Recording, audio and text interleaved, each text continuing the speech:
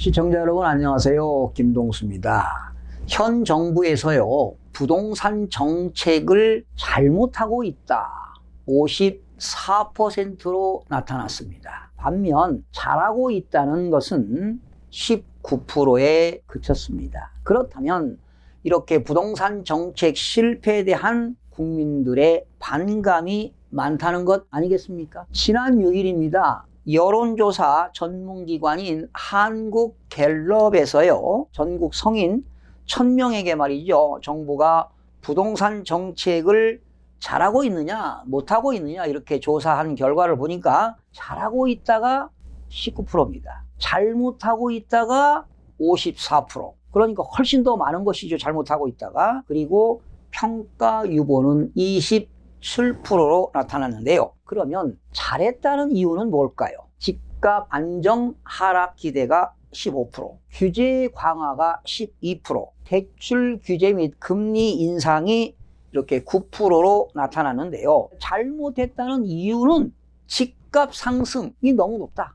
집값이 너무 비싸다가 23%입니다. 집값이 너무 비싸다, 너무 높다라는 거 아닙니까? 그러니까 결과적으로 국민들이 집값이 너무 비싼 거에 대한 불만들이 많다는 얘기입니다. 사실 집값이 좀 안정화되어야 국민들의 행복감이 높아질 것입니다. 결과적으로 집값이 비싸니까 젊은이들이 결혼 포기하는 거 아니겠습니까? 또 내 집 마련 포기하다 보니까 뭐 인생 포기까지 가는 거 아니에요. 이런 것들이 젊은 세대들이 말이죠, 내 꿈 마련 포기, 희망 포기가 속출되고 있는 거 아니겠습니까? 그래서 정부의 부동산 정책 위반자들이 말이죠, 일관성 있게 정책을 수립하고 말이죠, 좀 거시적인 안목으로 정책을 수립하고 말이죠. 그리고 수요만 규제할 것이 아니라 공급을 좀 주택 공급을 확대시켜야 나가지 않을까 이런 생각을 해봅니다. 잘못하고 있다는 이유 중에 지역 간의 양극화가 심화되고 있다. 11%입니다. 지금 이제는 말이죠, 지역 간의 양극화뿐만 아니라 소득 불균형이 심화되는 세상에 살고 있습니다. 이렇다면은 사회적인 불안 요소들이 많다는 겁니다. 그리고 효과가 없다, 근본적인 대책이 아니다, 11%로 나타났습니다. 앞으로 향후 1년간 집값 전망을 물어본 결과는 오를 것이다가 37%입니다. 야, 국민들 대다수가 오를 것이다 37%, 떨어질 것이다 21%. 그러면 오를 것이다가 더 많다는 얘기예요. 변화가 없다 24%, 의견을 유보한 게 18%인데 집값이 오른다는 비율이 제일로 많은데요. 여러분들은 어떻게 생각하십니까? 올라갈 것이다, 떨어질 것이다? 여러분들이 각자 한번 생각해 보시기 바랍니다. 그런데 많은 분들이 과연 집을 지금 사야 하는지, 지금 집을 팔아야 하는지, 어느 지역에 집을 사야 좋을지, 이런 고민들이 커지고 있는 것은 사실입니다. 그러다 보니까 저의 시청자들이 많은 질문이 올라오고 있습니다. 어느 지역이 과연 좋은 지역이냐, 상승 지역이냐, 뭐 이런 것들을 물어보는 경우가 많은데요. 그러나 지금은 절대적으로 매수 타이밍이 아니라는 것을 꼭 여러분들 상기하시기 바랍니다. 시청자 여러분, 제가 말이죠, 집값을 좀 안정화시킬 수 있는 방법을 한번 제시해 보겠습니다. 지금 이런 방송을 말이죠, 부동산 정책 위반자들이 좀 들었으면 좋겠어요. 그리고 이렇게 거시적으로 이런 정책을 좀 수립했으면 좋겠습니다. 자, 우리나라에 말이죠, 가구당 주택 보급률은 전국적으로 103.3%입니다. 그러니까 주택 보급률은 100%가 전국적으로 넘었다는 것이죠. 그러나 현재 우리나라의 주택을 자가 소비 비율이 얼마 되신지 아십니까? 이거는 좀 적어요. 자가 소유 비율입니다. 서울이 48%입니다. 수도권이 51%, 전국적으로는 53%밖에 되지 않습니다. 그러나 선진국인 미국이라든가 그리고 일본 같은 경우는 자가 소유 비율이 60%에서 한 65%를 차지하고 있습니다. 주택난을 겪었던 선진국들은 말이죠, 이런 공공임대주택을 많이 보급했습니다. 취약계층이라든가 그리고 자기 능력으로 주택 소유가 불가능하다, 즉 취약계층들을 위해서 말이죠, 정부가 이런 공공임대주택을 많이 보급을 했다는 것이지요. 또 두 번째는 이런 정책도 필요할 것입니다. 자가주택 추진 정책입니다. 이 말은 무슨 말이냐면 집 없는 사람들이 주택을 취득할 수 있도록 정부가 도와주는 것입니다. 그러니까 국가가 말이죠. 집을 사는 사람들에게는 아주 저렴하게 이자를 싸게 저렴하게 장기간 대출해 주는 겁니다. 그러니까 집을 사는 사람들이 이자가 아주 싸고 나중에 벌어서 갚아라 말이죠. 이렇게 저렴하게 집을 살 수 있는 그런 기회를 주는 것이 바로 자가주택 촉진 정책이라고 볼 수가 있습니다. 또한 지금 서울에도 집 없는 사람이 많잖아요. 그렇기 때문에 공급이 부족하거든요. 이렇게 수요만 억제할 게 아니라 공급 정책을 써야 되는데 사실은 땅이 부족합니다. 그렇다면 서울이라든가 수도권에 말이죠. 개발 제한 구역이 있어요. 즉 그린벨트 지역이 있는데 그런 지역을 일부 해제해서 말이죠. 좀 주택을 공급하는 것도 바람직하지 않을까 이런 생각을 해봅니다. 자, 그리고 미국처럼 보유세를 강화하는 겁니다. 지금 미국 같은 경우는 말이죠. 시가가 한 20억짜리라 된다면 캘리포니아 같은 데는 뭐 한 20억이라면은 1년에 보유세 세금이 한 2%면 얼마입니까? 약 4천만 원 정도 세금이 나옵니다. 소득이 많은 사람 아니면 그런 집을 살 수가 없습니다. 보유세를 좀 많이 강화하는 것도 좀 좋겠다. 도시미 주거환경정비법에 의해서요. 재개발이 되고 재건축이 될 때 용적률을 좀 완화시키는 겁니다. 용적률을 완화시켜서 좀 고층 아파트도 짓고 말이죠. 많은 사람들이 그 단지에 입주할 수 있도록 용적률을 완화하는 것도 어떨까? 그렇다면 아무래도 용적률을 완화하게 되면 주택 공급이 좀 확대되지 않겠습니까? 그리고 마지막으로 말이죠. 우리나라는 이제 아파트가 한 30년 되게 되면 뭐 재건축한다고 들썩들썩 하지 않습니까? 그런데 독일처럼 말이죠.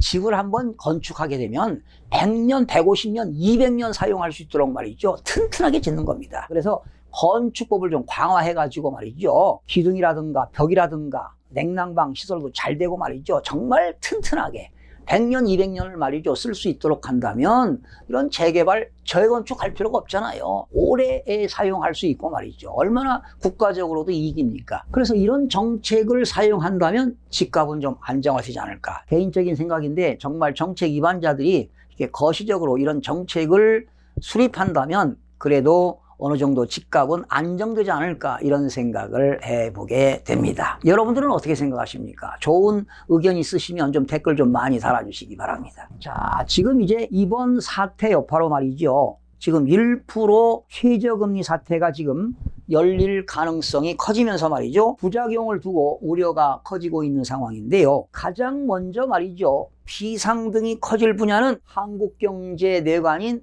가계부채입니다. 지금 우리나라 가계부채가 지금 1,000조가 넘었잖아요. 강력한 규제 조치로 겨우 잡아놓은 부동산으로 돈이 쏠릴 위험도 커지고 있고요. 이자 소득을 보태서 생활하는 고령층들, 이자 생활자들도 한숨이 커지고 있는 상황입니다. 한국은행의 기준금리가 현재 1.25%가 되는데 1.00%로 인하할 가능성이 높습니다. 앞으로 4월 9일 날 금융통화위원회 정례위원회에서 기준금리를 내리거나 아니면 이달 중 임시금융통화위원회를 열어가지고요.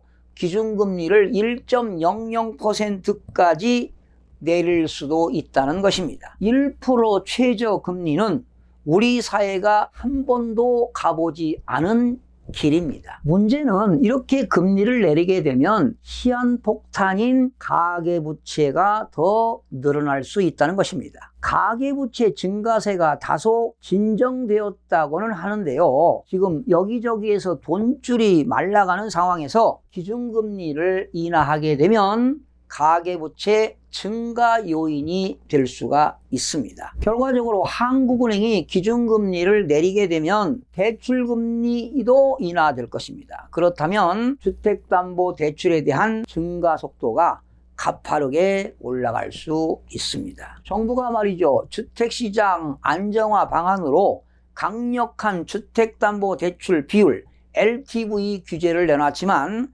대출 총량이 늘어날 가능성은 충분합니다. 한국에서는 기준금리 인하로 가계부채 증가는 물론 부동산 시장 자금 쏠림 문제가 커질 수도 있습니다. 이렇게 금리가 인하되면은 이자 생활자들은 당연히 힘들어지겠죠. 그러다 보면은 생활이 힘들다 보니까 당연히 소비가 이축될 것입니다. 그러나 반면 금융기관으로부터 대출받은 사람들은 이자가 줄어드니까 상당한 이점이 있어요. 이자 비용이 적게 나가니까요. 지금 풍부한 유동성 투기 자금으로 변질될 가능성도 상당히 높아 보입니다. 지금 말이죠. 현재 부동자금이 1,000조 원이 넘었습니다. 우리나라는 지난 2003년도 사스 그리고 2015년 메르스 때 말이죠. 한국은행은 한 달 만에 말이죠. 이런 사태가 이뤄질 때 기준금리를 0.25%를 내린 바 있습니다. 그리고 이후 사스라든가 메르스 때 모두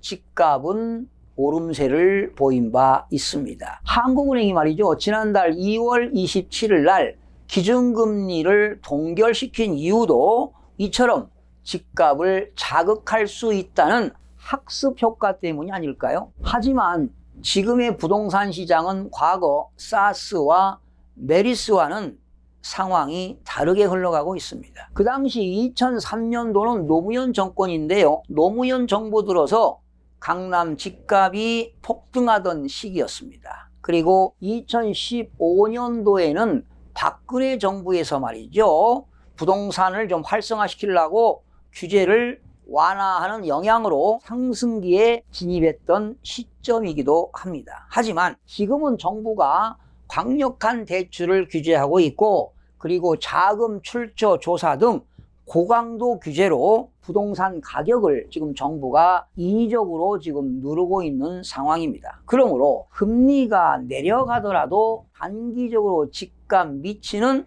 영향이 제한될 것으로 보입니다. 다만 금리 인하로 말이죠. 국지적으로 집값이 상승하는 지역도 물론 있겠죠. 또 투기 세력들이 말이죠. 규제 지역을 피해 가지고 투자 수요가 몰리는 이른바 풍선 효과가 지금보다도 더 강하게 나타날 수도 있겠죠. 그러나 정부가 이런 것들은 좀 규제해야 되지 않겠습니까? 그런데 말이죠. 이걸 한번 생각해 보세요. 과거에 IMF의 구제 금융과 글로벌 금융위기 때 부동산 시장 침체를 경험했던 사람들은 과거의 트라우마를 떠올리며 이번에도 과거와 같은 비슷한 사태가 재현될 수 있다는 위기감을 보이고 있습니다. 결론적으로 말씀드리면 지금 상황은 절대로 매수 타이밍이 아니고 보수적인 전략이 필요할 때입니다. 자칫 잘못하면 부동산과 주식은 오랜 기간 동안 거품이 빠지고 가격이 떨어질 수가 있다는 것을 꼭 명심하시기 바랍니다. 시청해주신 여러분 대단히 고맙습니다. 최선을 다하겠습니다. 내일 아침에 찾아뵙겠습니다. 마음이 드셨다면 구독, 좋아요 꼭 부탁드리겠습니다. 고맙습니다.